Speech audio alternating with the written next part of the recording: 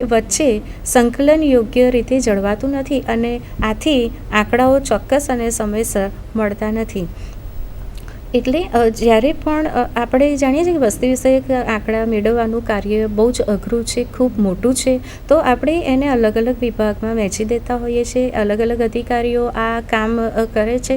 પણ ક્યારેક એવું બને છે કે બંને અધિકારો, અલગ અલગ વિસ્તારના અધિકારીઓ વચ્ચે જ્યારે સંકલન નથી રહેતું, કોઓર્ડિનેશન ના હોય, ત્યારે જે સમસ્યા સર્જાય છે એનું નિરાકરણ ત્યાં આવતું નથી અને એને કારણે આંકડાઓ પણ વ્યવસ્થિત રીતે મળતા નથી અને તે આપણા આંકડાઓ મેળવવાની એક ખામી ગણાય છે. વસ્તી વિષયક આંકડાની જે ખામી છે એ સુધારવા માટે પણ આપણે અમુક ધ્યાનમાં લેવાના પોઈન્ટ્સ છે, મુદ્દાઓ છે, એ પણ ખાસ જોવા જોઈએ. વસ્તી વિષયક આંકડાને લગતી માહિતી ચોક્કસ અને સંપૂર્ણ બને તે માટે જન્મ, મરણ તથા લગ્નની નોંધણીનો કાયદો ફરજિયાત બનાવવો જોઈએ. આપણે જોયું કે નોંધણી કેટલી અગત્યની છે. તો જેવું વ્યક્તિનો જન્મ થાય એવું આપણે ફરજ બને છે કે તરત જ તેની નોંધણી કરાવી. અગર આપણા ઘરમાં કોઈ એવો પ્રસંગ બન્યો છે, મૃત્યુ, તો પણ એમને ઇગ્નોર ન કરતાં આપણે તરત જ તેની નોંધણી કરાવી દેવી જોઈએ. સમય, સ્થળ, કારણ બધું જ વ્યવસ્થિત દર્શાવવું જોઈએ. લગ્નની પણ નોંધણી કરાવવી ખૂબ ફરજિયાત છે. પણ હજી જો એને એવી રીતે કાયદો લાવવામાં આવે કે આના વગર ચાલી શકે જ નહીં, તો આ પ્રશ્નનું નિરાકરણ આવી શકે છે. આ આંકડા એકત્રિત કરવા માટે નીમવામાં આવતા કર્મચારીઓને યોગ્ય તાલીમ આપવી જોઈએ. હવે આંકડા કલેક્ટ કરવા માટે જે કર્મચારીઓને નીમવામાં આવે છે તેમને યોગ્ય તાલીમ આપવી ખૂબ જરૂરી છે. ક્યારેક એવું બને છે કે આંકડા ભેગા કરતી વખતે એવી સમસ્યાઓ સર્જાતી હોય છે જે તેનું નિરાકરણ લાવવું એ જે તે કર્મચારીઓના કૌશલ્ય ઉપર ડિપેન્ડ હોય છે. કારણ કે અભણ વ્યક્તિ કે જે લોકો ગામડામાં રહેતા હોય છે એવી વ્યક્તિઓને પોતાની ઉંમર પણ ખ્યાલ નથી હોતી.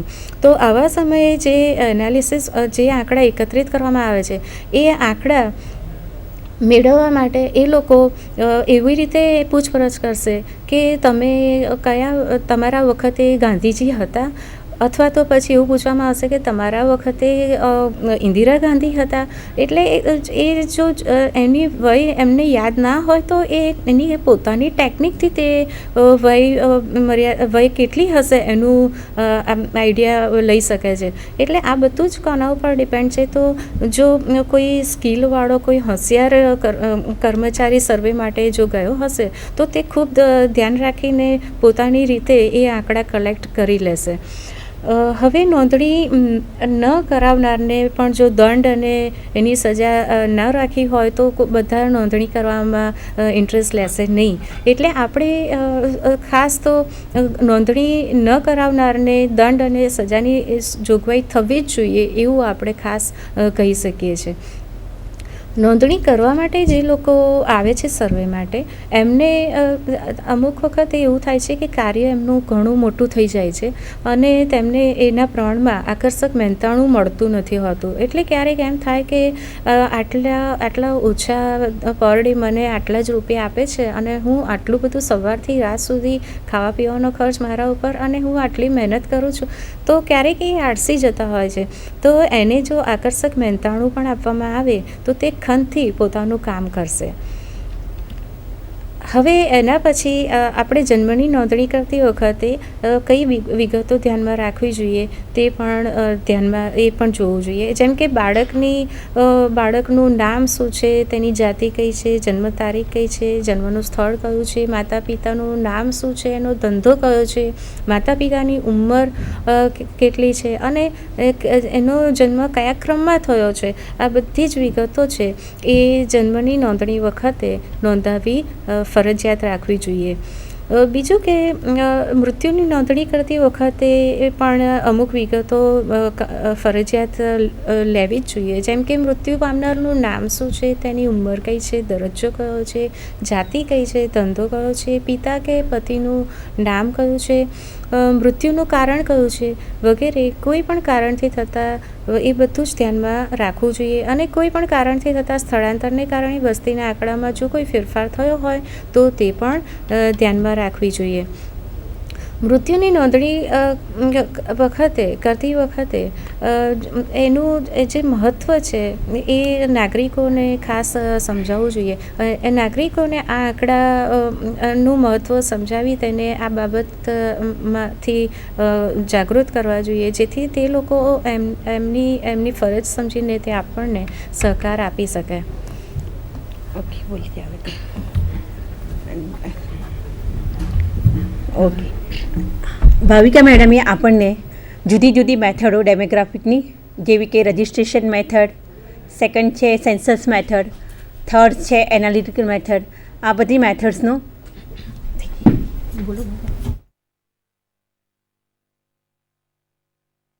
બરાબર. એમાં આપણે જોયું કે રજિસ્ટ્રેશન મેથડમાં એટલે કે નોંધણીની પદ્ધતિમાં, સેન્સસ મેથડમાં એટલે કે વસ્તી વિષયક આંકડામાં, અને એનાલિટિકલ મેથડમાં એટલે કે એનું વિશ્લેષણ કઈ રીતના કરીએ છીએ, એ બધી પદ્ધતિથી આપણને ડેટા એકવાર મળી ગયો. એ ડેટામાંથી આપણે મૃત્યુદર વિવિધ પ્રકારના મેળવીએ છીએ. એ વિવિધ પ્રકારના મૃત્યુદરમાં તમારા માટે ખાસ કરીને આપણે 2 મૃત્યુદર મેળવીએ છીએ. એક છે કાચો મૃત્યુદર, that is crude death rate, અને સેકન્ડ છે સ્ટેન્ડર્ડાઇઝ ડેથ રેટ, દેટ ઇઝ પ્રમાણિત મૃત્યુદર. બરાબર.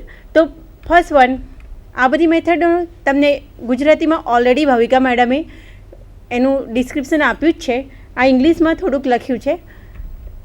સેન્સસ મેથડમાં છે almost in all the countries all over the world population census is conducted at regular intervals of time, usually 10 years. એટલે generally આપણે બધા જ દેશમાં 10 વર્ષના ગાળામાં આપણે બધી માહિતી કલેક્ટ કરીએ છીએ. એ માહિતીમાં સેક્સ છે, એજ છે, કોમ્યુનિટીઝ છે, લિટરસી છે, ઇકોનોમિક કન્ડિશન્સ છે, આ બધી જ વસ્તુઓ એક્સેટ્રા એનો મેળવીએ છીએ. The information is analyse and various tables prepared by region and characteristics of population. એટલે કે આ જે બધી માહિતી આપણને મળી છે એ રિજિયન વાઇઝ એટલે કે દરેક રાજ્ય વાઇઝ મેળવે છે. એના પર્ટિક્યુલર કેરેક્ટરિસ્ટિક્સ છે પોપ્યુલેશનના, કે જેવા કે બર્થ છે, ડેટ છે, એનામાં બીજા ઘણા બધા એના કેરેક્ટર્સ છે. એ બધા આપણે આ પોપ્યુલેશનમાં મેળવીએ છીએ બધી જુદી જુદી મેથડ્સથી, કે રજિસ્ટ્રેશન મેથડથી, સેન્સસ મેથડથી, અને જે વચ્ચેના 10 વર્ષના વચ્ચેના જે ગાળાની જે આપણે કિંમતો મેળવી છે એના માટે આપણે મોસ્ટ પ્રોબેબલ એનાલિટિકલ મેથડ્સનો યુઝ કરીએ છીએ. Census data are very useful for studying the rate of population growth. એટલે કે પોપ્યુલેશનનો ગ્રોથ કેટલો છે એના માટે સેન્સસ ડેટા આપણી પાસે હોય તો આપણે ઇમિડિયેટલી મેળવી શકીએ છીએ. લિટરસીનું પ્રમાણ એ બી આપણે ઓલરેડી સેન્સસ મેથડમાં એનો ડેટા કલેક્ટ કરીએ છીએ, અને એના ઉપરથી આપણે જાણી શકીએ છીએ કે લિટરસી કેટલી છે, પોવર્ટી કેટલી છે, અનએમ્પ્લોયમેન્ટ કેટલા છે, માઇગ્રેશન કેટલું થાય છે. આ બધી જ વસ્તુઓ આપણી પાસે જો સેન્સસ મેથડમાં ડેટા કલેક્ટ કરેલો હશે તો આ બધી જ વસ્તુ આપણને મળી શકે છે. The defects of this method is that it gives various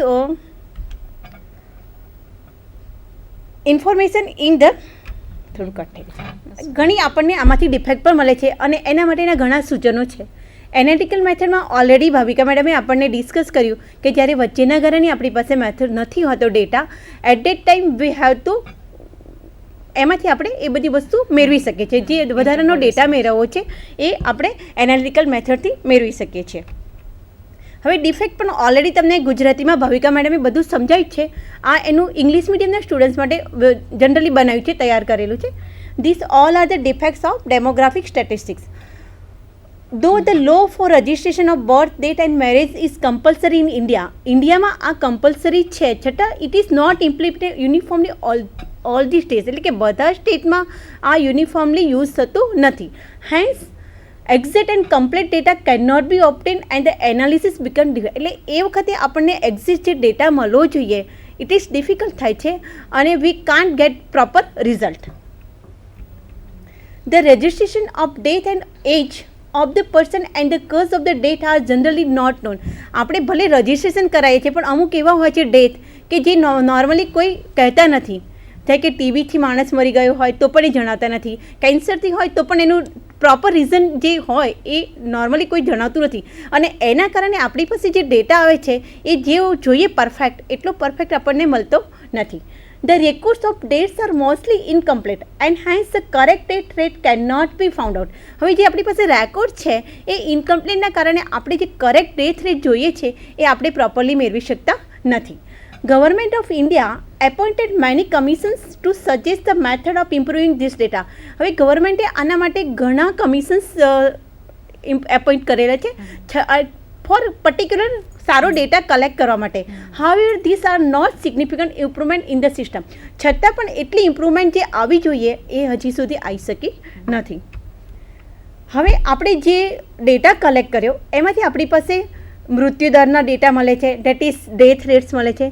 આપણે જે બે રેટ આપણા સિલેબસમાં છે કે ક્રૂડ ડેથ રેટ અને સ્ટાન્ડર્ડાઇઝ ડેથ રેટ, તો એના વિશે થોડીક માહિતી લઈએ. તો ક્રૂડ ડેથ રેટ એટલે શું? That is this is the simplest of all ઇન્ડાઇસીસ of mortality. એટલે કે મૃત્યુદરના જે બધા જ ઇન્ડાઇસીસ આપણે મેળવીએ છીએ એમાં this is one of the simplest છે. આ સૌથી સિમ્પલમાં સિમ્પલ છે અને એનું થોડોક બેક બી છે. And is define as the number of days અકર્ડ in a given region during a given period. એટલે કે આખા જે પિરિયડ છે એમાં જેટલા ડેટ થયેલા છે એ ટોટલ લઈ છે, પર્ટિક્યુલર એજ વાઇઝ આપણે એને સેપરેટ લીધેલું નથી.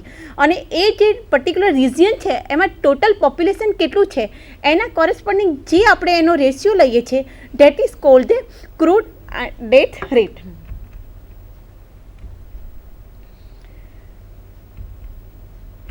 ક્રૂડ ડેથ રેટ્સમાં total number of deaths occurred in a given region during a given period divided by total population of the region during the same period અને multiply by 1000. Generally આપણે કોઈ પણ index મેળવીએ તો 100 વડે મલ્ટીપ્લાય કરીએ છીએ, પણ એ યાદ રાખવું કે જ્યારે આપણે વાઇટલ સ્ટેટિસ્ટિક્સના ફિગર હશે એ ઘણા હાઈ હોય છે અને at that time we have to use 100ના બદલે આપણે 1000નો યુઝ કરીએ છીએ. એટલે વિદ્યાર્થી મિત્રોએ ખાસ આ ધ્યાન રાખવું કે જ્યારે પણ તમે ડેથ રેટ પોપ્યુલેશનને લગતો કોઈ પણ ડેટા હોય ત્યારે મલ્ટીપ્લાય બાય 1000 કરીએ છીએ. તો આ તમારી ફોર્મ્યુલા છે ક્રૂડ ડેથ રેટની. હવે એના મેરિટ્સ શું છે અને એના ડિમેરિટ્સ શું છે? તો એના મેરિટ્સમાં છે it is simplest to understand and calculate. Natural છે કે તમને ક્રૂડ ડેથ રેટ ગણવા આપીએ તો તમે ટોટલ કરી દેશો અને બંનેનો રેશિયો લઈ લેશો અને you have to say something values of crude death rate this one. તો ઇટ ઇઝ સિમ્પલેસ્ટ. સેકન્ડ છે CDR is perhaps the most widely use of any vital statistics rates. હવે બધા જે આપણે રેટ્સ કરી છે એમાં CDR છે એ જનરલી બધી જગ્યાએ યુઝ કરે છે. It is use in public health problems. એટલે કે પબ્લિકના જે હેલ્થને લગતા જે પ્રોબ્લેમ્સ છે એમાં એ મોસ્ટ વાઇડલી યુઝ થાય છે. સેકન્ડ છે CDR define above formula is a priority rate giving the priority rate a person belonging to given population will die in the given period. Particular જે પિરિયડ છે કે generally આપણે 0 to 70 કે આ પિરિયડમાં એની મરવાની સંભાવના કેટલી છે that is we have to find in CDR. હવે જેમ એના મેરિટ્સ છે એમ એના ડિમેરિટ્સ પણ છે. Most serious drawback of crude death rate is that it completely ignores the age and sex distribution of the population. એટલે કે આપણે અહીંયા ક્યાંય પણ એજનો યુઝ નથી કર્યો. ભાઈ total number of death and total પોપ્યુલેશનનો આપણે રેશિયો લઈએ છીએ, જ્યારે એમાં કોઈ પણ વસ્તુનો એનો જે એજ ગ્રુપ આપે કે 0 to 5, 5 to 15 and so on એનો ક્યાંય યુઝ કરતા નથી. તો આ એની મોસ્ટ ડ્રોબેક છે. Experience shows that mortality is different in different segment of the population. Generally છે કે મૃત્યુદર દરેક એરિયામાં અથવા દરેક એજ ગ્રુપમાં ઇક્વલ ના હોય. જનરલી આફ્ટર 70 તો મૃત્યુદર નેચરલ છે કે વધારે હશે એન્ડ અંડર 5 તો નેચરલ છે કે at that time infant mortality rate પણ મેક્ઝિમમ હોય છે. પણ યુવાન જ્યારે માણસ યુવાન બને છે એટલે એ વખતે એનામાં નેચરલી છે કે રોગપ્રતિકારક શક્તિને આ બધું મેક્ઝિમમ હોય અને એ વખતે એના ચાન્સીસ ઓછા હોય છે. તો આ વખતે જો આપણે એજવાળો પોર્શન છે એ અંદર જો ઇન્ક્લુડ કરીએ એટલે એ જ વસ્તુ છે કે CDRમાંથી આપણે SDRમાં શા માટે જવું પડ્યું કે સ્ટાન્ડર્ડાઇઝ ડેથ રેટમાં આપણે નેચરલ છે કે દરેક એજ વાઇઝ આપણે એની વેલ્યુઝ લઈએ છીએ અને પછી આપણે SDR શોધીએ છીએ. તો આ ડ્રોબેક નિવારવા માટે આપણે SDR શોધીએ છીએ. Moreover mortality rate is also different for females in different age groups than their male counterpart. Natural છે કે લેડીઝ કરતાં આપણે ગેસ બી કર્યું છે અને દેખ્યું બી છે ડેટા ઉપરથી કે પુરુષોની કરતાં એટલે કે મેલ કરતાં ફિમેલ છે એમનું આયુષ્ય થોડું વધારે છે compare to male. 5 to 10 years maximum ફિમેલ્સનું છે. તો એ પણ પાર્ટ છે એ આપણે આમાં ઇન્ક્લુડ કરતા નથી.